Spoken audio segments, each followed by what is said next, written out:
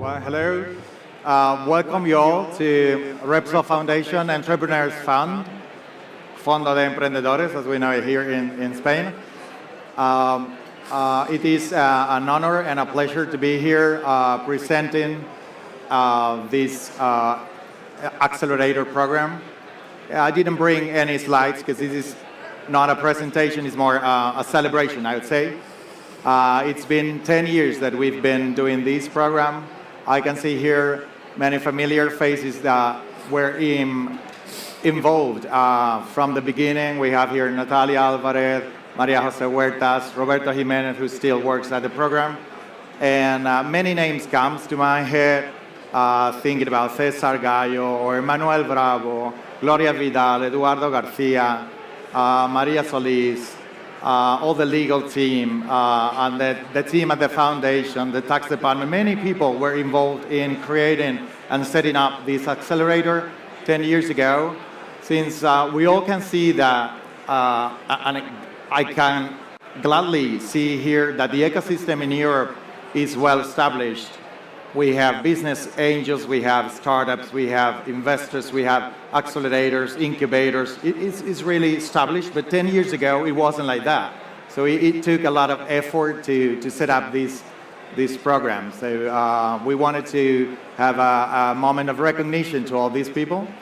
And also, along with these people, we brought along to the team a whole legion of mentors, I would say, mentors coming from many different backgrounds with different visions that gave to the program a lot of diversity and a lot of richness. I would highlight, if I had to highlight one word of the program, that would be team. It's our signature, I would say. The program of the Repsol Foundation is focused 100% on the energy sector, with all that energy can bring about. So we have been evolving during the years, but I would like to say that we have been, for this sector and for Repsol, like a compass. We have been always a little bit ahead of what's coming in energy and energy transition. And so we've been touching a lot of areas, a lot of verticals within the energy sector, since low carbon technologies like hydrogen, CO2, which are the two mega trends we are seeing today, but also mobility or energy storage and distribution, renewables, biotech, nanotech. A lot of verticals, digitalization, for example. I was talking about the team before, and this is because when a startup joins the program, we build a team together with the startup, and we form a team with 6 mentors that are going to be with them for across 1 year with a clear roadmap towards the goals, towards the demonstration, basically, of the technology. These 6 mentors are really important and really key for the program. We have, and we bring along a mentor coming from the corporate venturing team. I can see also faces from the venturing team at Repsol.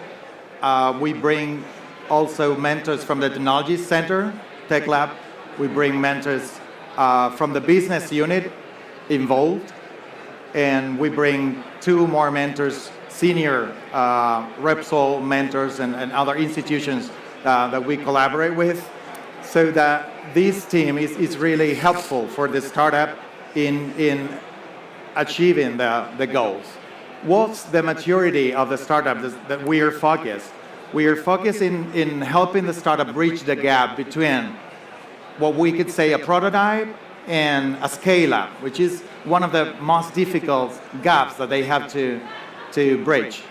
And with some flexibility, of course, like going to readiness, technology readiness, a little bit below and a little bit ahead of this. but we put a lot of efforts and resources in what we call the client endorsement.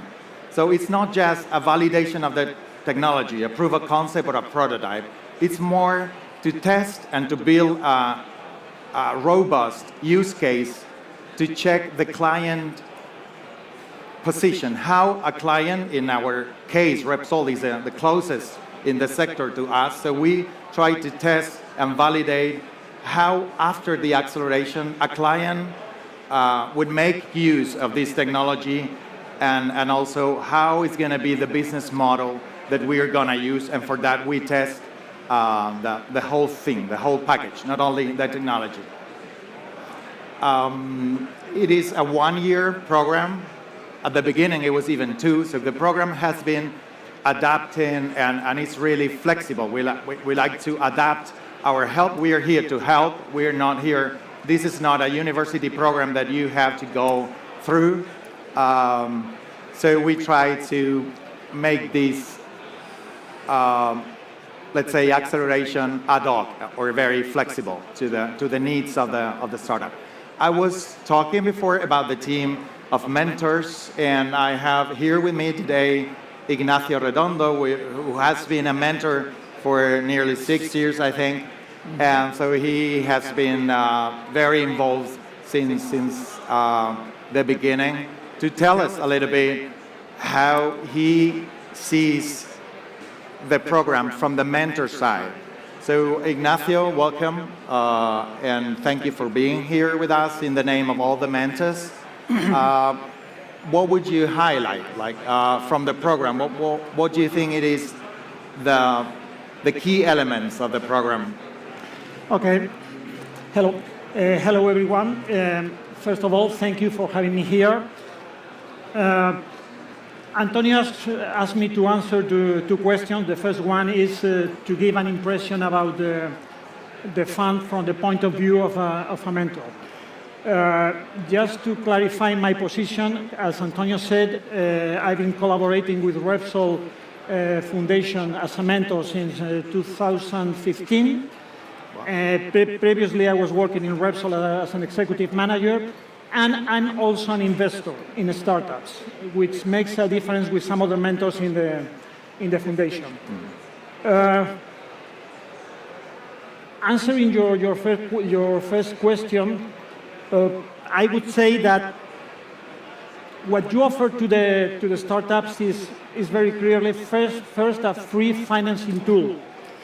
I mean, and this is something that makes the difference between Repsol Foundation and some others incubators or accelerators. I mean, you don't ask anything for the money you give to them during 1 or in the previous years, 2 years of the program. The second thing is that you provide, that you said, mentoring and expert advisory. And mentoring and expert advisory on both technology, through our people in the tech lab, and business through mentors like me. I think that we can offer our experiences that we have had working for the company in the past. Most of the startups may think that your ideas are different from the businesses we have been working in, but believe me, at the end, this is all about the same. This is to bring an idea to an existing business, to a profitable business, and we can bring some experience on that journey. The third one is that you offer a forum. For us, mentors, and for them, startups, a forum to discuss ideas with other startups that are incubated by the company. And finally, and probably for the startups, this is also one of the most important ones, is an opportunity, a chance to be invested by our corporate venture, by the company through our corporate venture. And this is something that this is different from the beginning. When we started with this program, basically the program ended with the incubation, and the company had a little contact with the startups. not exactly like this, but basically the company didn't decide to invest in those startups. Now the corporate venture track closely the startups, and in some cases the company have decided to invest in some of the startups we have been working with. This would be regarding your question about what is the program about. Your second question, you told me, was about what the company and the startups offer to a mentor and what the mentor offer to the startup. To answer that, I will answer first another question. What is mentoring about? This is my view, and you can find as many other views as you ask, depending on who you ask to. To me, it's about being supportive. I mean, as you know, being in a startup is like riding a roller coaster. You are going to be in lows, you are going to be in highs. And a mentor has to help the startup to go through the valleys and to keep the feet of the startups on the ground when in the highs. The second one is being a listener. 1 second.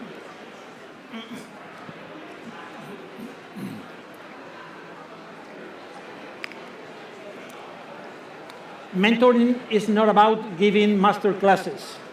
It's about listening, listening, and listening. Listening to the team, to the founders, and helping them to build ideas to solve the problems, to build alternatives to solve the problems. I would say that it is not about giving advices. It is helping to build alternatives and to develop those alternatives to provide solutions to their problems. This is a personal view. And the third one is, this is about knowing the team. I mean, knowing how they interact each other, how they solve the problems, what are their goals, what drives them. And once said that, this is what mentoring is about to me. What is offering to us the mentors? The startups and the foundation. Well, to me it's clear. And in my case, and I think this is pretty much the same for the technical ones and for the management one, it's giving me the opportunity to reach new ideas, to reach new technologies. It's giving me the opportunity to discuss about those technologies, those ideas, to have in front of me new ways of thinking. And basically, I would say that this is everything. It's pretty much. And what can we bring to the startups? But basically, one clear is experience. As I said at the beginning, we have experiences in solving problems similar to the ones you are going to face to make successful your startup. And the second one, and this is probably more related to the people in the technical side, our tech lab, they are going to offer you ways of solving your technical problems, because they are dealing daily with exactly the same problems you are going to deal when trying to get a minimum viable product. And I would say this is pretty much the interchange between the change between startups and us. It's very important what you mentioned, because mentoring is not just giving, but also you take away a lot of things across the acceleration. When I started this, I thought that this was about just giving my experience, giving my knowledge. And it takes a little time to understand that probably you get much more from them than you give to them. And this is not just free words, believe me, it's absolutely true. Right. It's also because I forgot in mentioning what the program is about, I forgot about the money that you mentioned. Because I think that a startup doesn't come to us and doesn't enroll in the program just for the donation that we give them. Now it's 120K euros a year. But they come to us just because we have this industry know-how, industry equipment, installations, people. So across the year, we're trying to connect them, and we put our efforts to get them enrolled so that they can, after the acceleration, they can go to the market and say, hey, I have Repsol who tried this out. Or maybe the testing is not done in our facilities and is done in another client, but after the acceleration, they can go to the market and be more attractive to a potential investor. So I think that's the most important part, apart from the money, of course. Yeah, I have forgotten one thing to add about mentoring. I mean, I said that we are mentoring during the incubation or acceleration period, but the fund tracks those startups after the acceleration period, and we as mentors help them after that incubation or acceleration period. I'm still in contact with a couple or three startups that I've been working with since 2015, for example. Mm-hmm. And this is done, again, for free. Mm-hmm. And this is part of the legacy of the foundation. Yeah, I'm seeing now in the audience one startup who started, I think, in the second cohort, which is Vortex Bladeless up there. Hello, guys. So it's good to see them. Like after 9 years, they're 10 years. So you were in the first cohort, yes.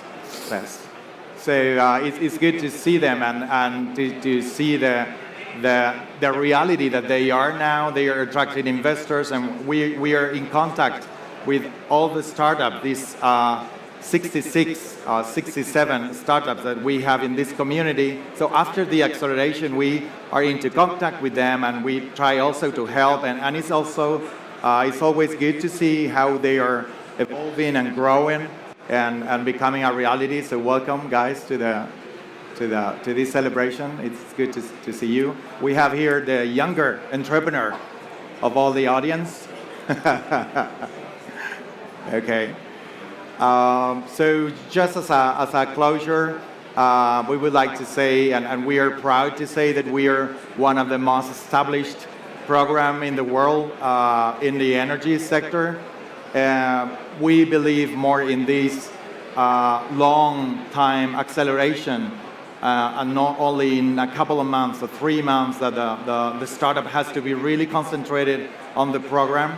We are more in the way of giving the startup some time to go and to move forward across the roadmap, because it always takes time to, even for us internally, to convince the potential client to use the technology, to build, if we have to build something. So we are going with a good rhythm, but we give them time to prepare and also dedicate to their own company that they have to grow. So I would like to thank Ignacio Redondo for being here, to have all these familiar faces and also these new faces coming to our celebration. And now this very week, the new cohort is starting with topics like I was mentioning, CO2 capture, we have hydrogen, we have biofuels, we have renewables like photovoltaics, we have digitalization for the industry. So it's a pleasure, as I would say, to be working here and to be sharing this with you. If you have any questions that you want to ask now, because we don't have much time, you are very welcome. Or otherwise, ask Ignacio or myself or anyone in the team for any specific question. So thank you all, and enjoy the rest of South Summit, I guess.